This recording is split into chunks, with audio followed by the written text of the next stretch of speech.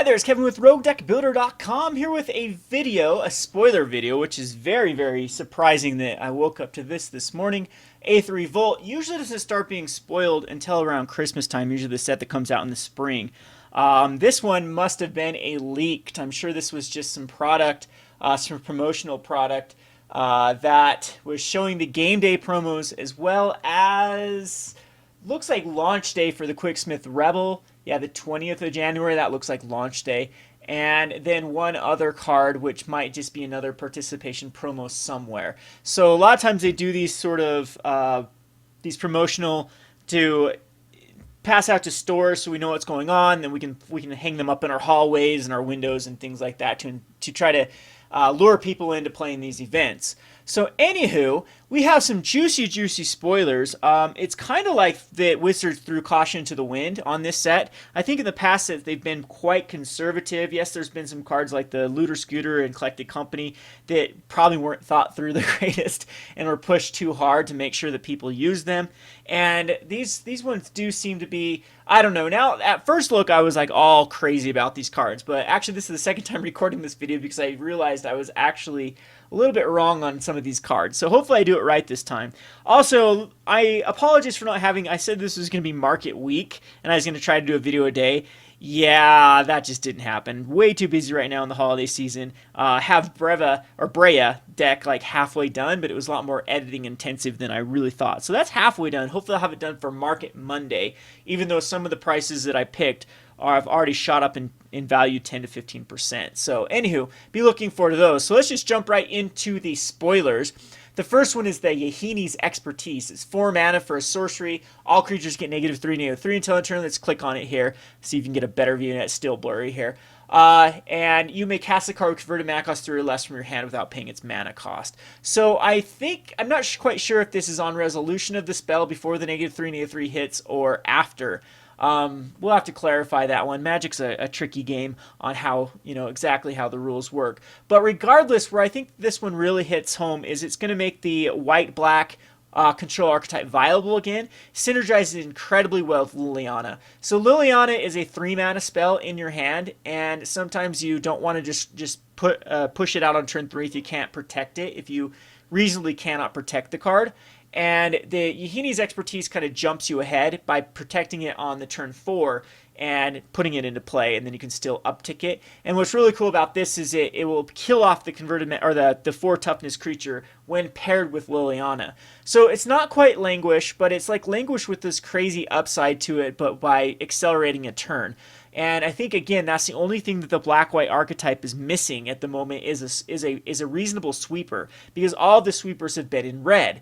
And so now that black gets a sweeper again, it's going to open up the archetypes to any of the black control based decks. So I think that, I'm not sure Delirium cares too much, but it's definitely a good Delirium option. It still doesn't kill Avacyn and still doesn't kill Grim Flayer. So it's not quite Languish on that aspect. It's just, it still does kill Reflector Mage, Selfless Spirit, which Selfless Spirit cannot protect the rest of its cards, and also kills Spell Queller. So I think that is a huge upside. U-White Flash gets really hurt by this card. It's going to make the matchup even more lopsided for Green-Black Delirium, and actually give some play to some of these other control decks for the Blue-White Flash matchup. Now, on the flip side of this is what everyone's talking about in the comment section as well as on other places here, is how busted this can be with the converted mana cost 3 or less being free. So this opens up to like boom bust type cards. So basically anything with converted mana, a split converted mana cost can be cheated with the Expertise. I'm sure there might be some other things in standard that will be really crazy broken with this card, but it's really the Legacy and Modern that has the option of being abused. So we'll have to wait and see if someone comes up with any crazy builds. Of course, Boom Bust is the one that really is the obvious choice, but there's a lot of those split cards that can do some pretty insane things, because on one end they have this small converted mana cost, and on the other end they have this incredibly large converted mana cost. So anywho, I think that's a great game day promo. The only problem I have with it is they did languish for the game day promo. So it's kind of like the wizard keeps getting stuck in these specific archetype. Didn't they do anguish on making and the yeah, that was game day promo, right? Anguish on making? Correct me if I'm wrong there. As well as the utter end.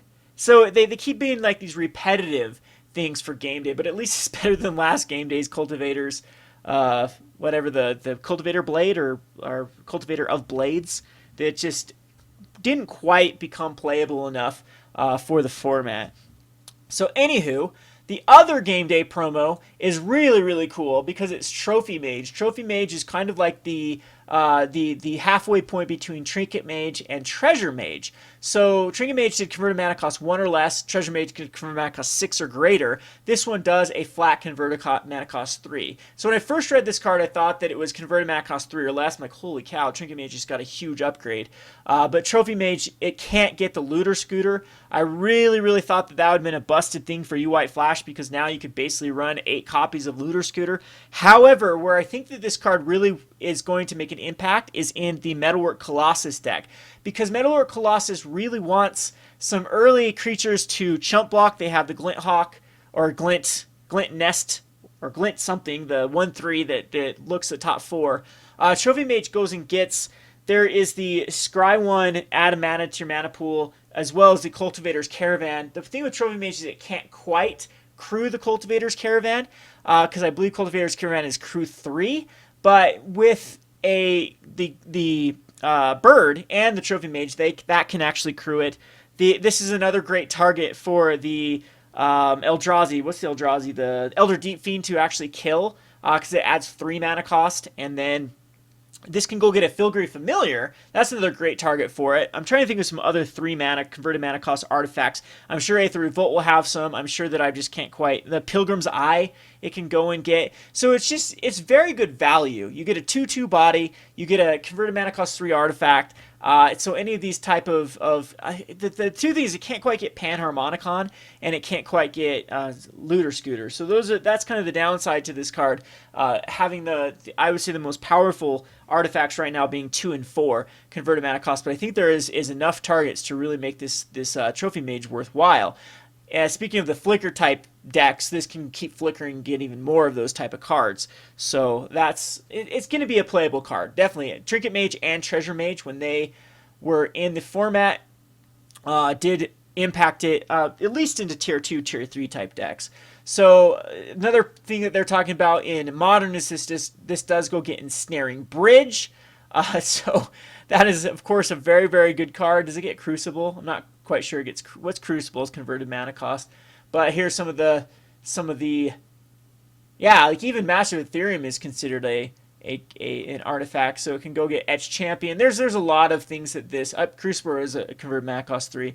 A lot of these cards that are pretty phenomenal in the Modern and Legacy type formats. So let's go on to the spoiler that I think has the most potential of breaking a format, which is Modern, which is Scrap Trawler. I actually think that this is a pretty decent card in the again, in the Colossus deck. The Colossus deck's not too bad because it can do some pretty degenerate things with being able to reduce the converted mana cost of the Colossus, and then the Colossus being able to sacrifice cards to get it back. So I do like the Scrap Trawler. This one's really blurry here. What it says is whenever Scrap Trawler or another artifact you control is put in the graveyard from the battlefield, return it to your hand.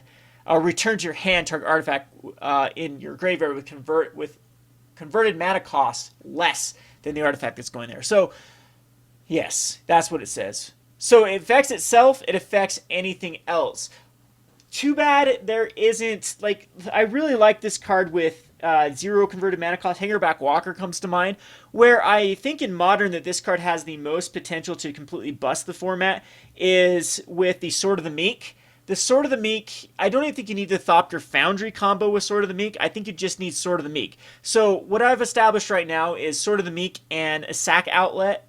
And so Crack Clan Ironworks / Arcbound Ravager / even Metalwork Colossus at this point in a Modern shell. I mean, that's not that far off of actually being something that you could think about. I think Metalwork Colossus wants non-creatures, right? So but an affinity type shell, like actual affinity, we're talking about Frogmite, where converted mana cost being reduced actually still does affect this. I'm sure there is some infinites you can do with this card. So the Crackline Ironworks is probably going to be the best sack outlet, Arcbound Ravager, but the combo right now, Arcbound Ravager plus something like Disciple of the Vault plus Memnite and Sword of the Meek is going to be an infinite combo there, because you can go Sword of the Meek, sacrifice it to the Arcbound Ravager, puts it into the graveyard, returning Memnite back to your hand, cast Memnite for free. That returns the Sword of the Meek equipped to Memnite, which then you can then sacrifice the Memnite, then sacrifice the Sword of the Meek,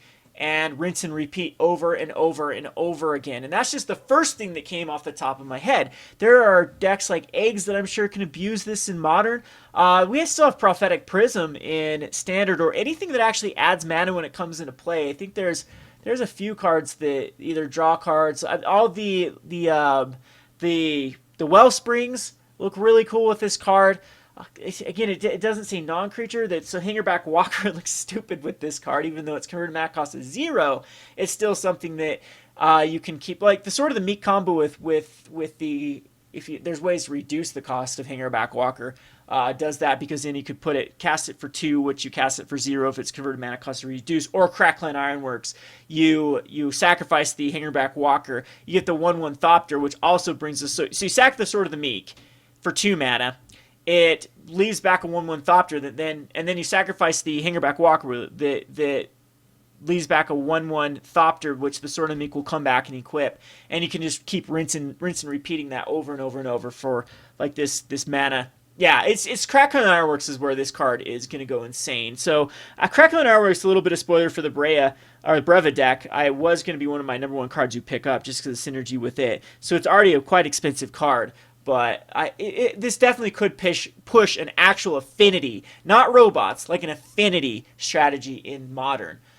Last, and I think least, is kind of this wild card. Looks like the launch day promo, which is the Quicksmith Rebel. Quicksmith Rebel, we're thinking, we don't know the actual text, but I think that this one is right. When it enters the battlefield, target artifact you control gains tap it, deal X damage to target creature or player. We don't know if it says creature or planeswalker. We don't know exactly what it is, for as long as you control Quicksmith Rebel. So it gives us indefinite ability. X damage, we don't know what the X damage is going to be, equal to its converted mana cost probably, or this creature deals 5 damage. I don't know. We don't know what that part is of the damage to make sure that if it's worthwhile or not, but I'm sure that this could be completely busted on cards like the Metalwork Colossus, for example. So I think that this might just be too hard to make it work. Usually when it's a converted mana cost 4 and you have to keep it alive indefinitely, it's going to be too narrow for Modern and probably even too narrow for Standard, but I'm sure the EDH is going to love this card. There's going to be some stupid wacky combos with it. Yeah, I don't know though. It's going to be a tough card to actually get it to work, but cool ability. This is like I said, these 4 cards really give us a little bit of a taste of what the Aether Revolt's going to be like. And again, it does seem like that they're not erring on the side of caution. They're kind of throwing caution to the wind and then just going with it, because a lot of these, especially these first 3 that we talked about, seem pretty busted in their respective shells that they could go into. So as far as investments are concerned, if in Standard, I don't know if this pushes too much of cards that are already expensive, like Gideon for the UI control / Liliana for the Yahini's expertise. People have talked about that Kozilek's Return can be recast with it. There's plenty of cards, converted mana cost, Murder, Ruinous Path, even creatures in your graveyard that you kill with the expertise can then come back with it. So Tireless Tracker, Grimflayer, if the Grimflayer somehow wasn't already a 2/2 or a 4/4, can then be recast. That is even cards like Pilgrim's Eye, Filgary's Familiar, draw a card and gain 2 life, all with and then get it all back, rinse and repeat type thing. But all those cards are quite popular right now. I don't think that I've identified a card that this just completely breaks. The Trophy Mage, however, I think does make the Metalwork Colossus a legitimate deck. It reduces the amount of like Cultivator's Caravans you need to run, or some of these other converted mana cost 3. It does go get the Foundry Inspector, by the way, for the Trophy Mage, and so you can look into kind of that archetype or any other archetype that comes with any converted mana. CMC3 will matter now. Speaking of Scrap Trawler, that's a converted mana cost 3. Those two work very well in a similar type shell if we get some sort of decent sack outlet to kind of abuse this. The only thing I'm really thinking of with the Trawler that could be abused is like the Prophetic Prisms and like Syndicate Enforcer. Those type of things. Is it enough to push that shell? Probably not. So overall, really, really juicy spoilers. And usually, like launch day, game day type stuff aren't even like the big appeal to the set. But I do like these. I think the game day promos are right on par, other than they're getting redundant. I think Treasure Mage was also a game day promo. So Wizards is not very creative for the cards that they give out for game day. They all fit in this very narrow type archetype. So anywho, I hope you enjoyed this video, and I'll be keeping you up to date with the spoilers that come out if we get any more of these in the near future. I'll see you on Monday. This is Kevin with RogueDeckBuilder.com. Thanks for watching.